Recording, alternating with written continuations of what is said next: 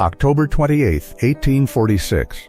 Snow began to fall without warning over the eastern slope of the Sierra Nevada, swallowing the trail behind a line of exhausted wagons and sealing shut the narrow pass that promised passage to California. By nightfall, the wind was howling like a living thing, and the last hope of escape had vanished beneath drifts already rising waist-high.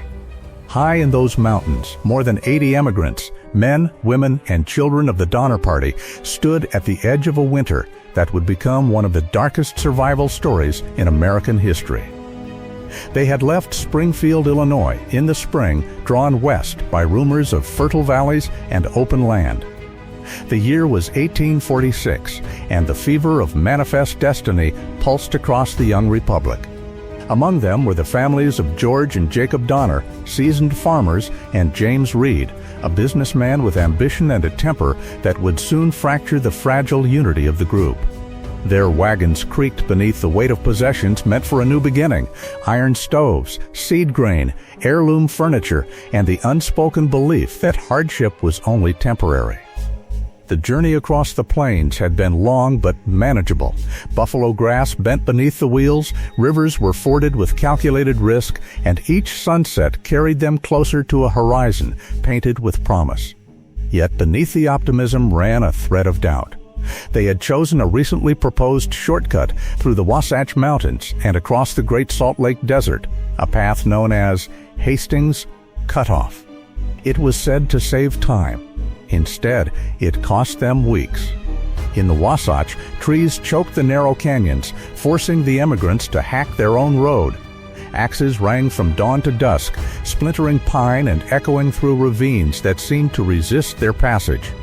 Wagons tipped, oxen strained, tempers flared. Children cried from hunger and fatigue. The promised shortcut became a maze of delay. Then came the desert. The Great Salt Lake Desert stretched before them like a white, endless grave. There was no water, no shade, no mercy. For days they pushed forward, wheels crunching over salt crust, animals collapsing in the heat. Carcasses marked their path. By the time they reached the Humboldt River, they were already weakened, their supplies diminished, and their trust eroded. It was there that conflict erupted. James Reed, in a moment of rage, fatally stabbed a teamster named John Snyder during an argument. The act fractured the party beyond repair.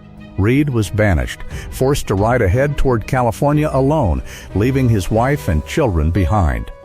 His exile was meant to preserve order, yet it stripped the group of one of its most forceful leaders. Leadership passed uneasily among the remaining men. By early October, the mountains loomed. The Sierra Nevada rose in jagged silhouettes, their peaks dusted with early snow. The emigrants believed they could cross before winter set in. They had no knowledge of how swiftly the weather could turn, how merciless the storms could be. When the first heavy snowfall struck on October 28, it came with brutal finality. Within days, 10 feet of snow buried the pass. Wagons were abandoned where they stood. The emigrants hacked together crude cabins from pine logs near a frozen lake that would later bear their name.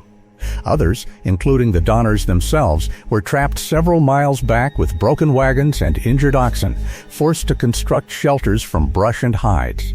The world narrowed to white silence. Food became the central measure of time. Rations were counted in ounces. Flour was stretched with water and boiled into thin paste. Hides were stripped from wagon covers, scraped, and simmered until they softened enough to chew. The children's faces grew hollow. Smoke from the cabins drifted upward in thin columns against an endless gray sky. As weeks turned to months, the storms intensified. Snow pressed against the cabin walls, sealing doors shut. The lake froze solid. The emigrants listened to the wind batter the timber, each gust a reminder of isolation. There would be no rescue until spring unless someone could cross the mountains on foot. In December, a small group volunteered to attempt the crossing.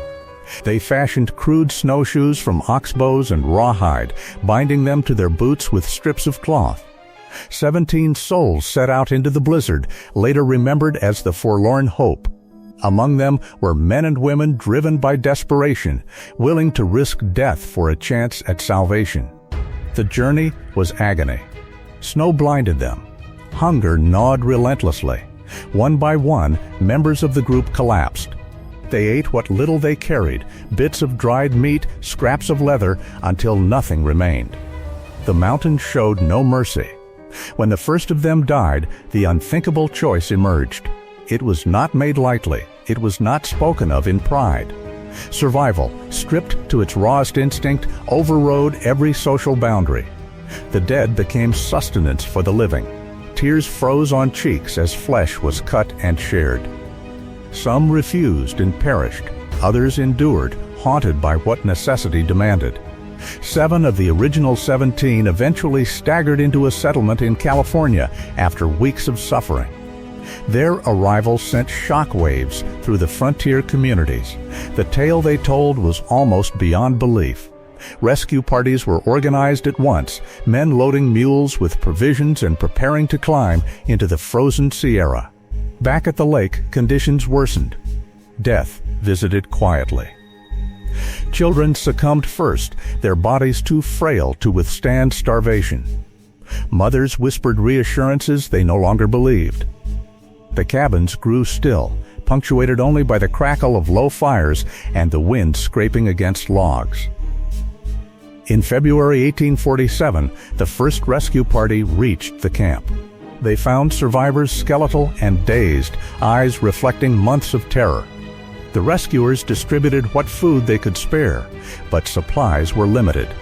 They could only escort a small number back over the mountains before the weather turned again. Families were forced to separate. Parents watched children depart with strangers, unsure if they would ever reunite. Each departure left the cabins quieter. Each journey back across the pass risked fresh tragedy. Rescue efforts continued through March and April. Some rescuers themselves nearly perished in storms. Stories spread of mothers who refused to leave deceased loved ones, of individuals who wandered into the snow and never returned. The line between endurance and despair blurred. At Alder Creek, where the Donner families remained trapped apart from the main camp, suffering took on its own grim rhythm. George Donner, injured and weakened, could not travel. His wife Tamsin refused to abandon him. Offers of rescue were declined so she could remain by his side.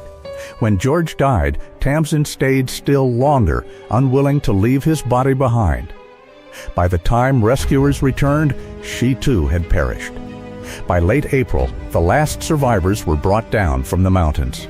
Of the original 87 immigrants, 48 lived. Nearly half had died. The Sierra Nevada thawed slowly, revealing abandoned wagons, scattered belongings, and shallow graves carved into frozen earth. News of the ordeal traveled east with dramatic force. Newspapers recounted the cannibalism in stark headlines, often omitting the context of starvation and isolation. The Donner Party became a symbol of ambition turned tragic, of nature's indifference, of the perilous cost of westward expansion. Yet beyond the headlines were quieter truths. These were families who had sought land and opportunity, who misjudged a shortcut and paid with their lives. Their suffering was not born of cruelty, but of miscalculation and the unforgiving hand of winter. In later years, survivors rarely spoke in detail of what had transpired in those cabins. The memories were too heavy. Some rebuilt lives in California, carving farms from fertile valleys that had once seemed impossibly distant. Children who had survived grew into adults, carrying invisible scars. The Sierra Nevada remains beautiful, its peaks gleaming beneath clear skies. Travelers now cross the pass by paved road in hours, scarcely imagining the silence that once swallowed desperate voices. At Donner Lake, plaques and monuments stand where cabins once struggled against snow. History remembers the Donner Party for its most shocking detail, yet the deeper story lies in endurance. In the face of starvation, blizzard, and despair, they clung to one another as long as humanly possible. They shared the last crumbs. They carried the weak when strength allowed. Even in the shadow of death, bonds of family and fragile hope persisted. October 28, 1846 marked the beginning of their entrapment, but it also marked the moment their story became inseparable from the American frontier narrative.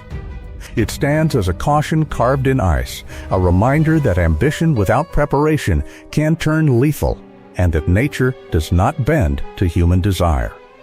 When the snow finally melted that spring, it uncovered more than graves. It revealed the cost of haste, the limits of endurance, and the stark truth that survival sometimes demands choices no soul should ever face. The Donner Party's winter remains one of the deadliest in American history, not merely for the lives lost, but for the moral weight it left behind, an echo carried in mountain wind long after the last cabin fell silent.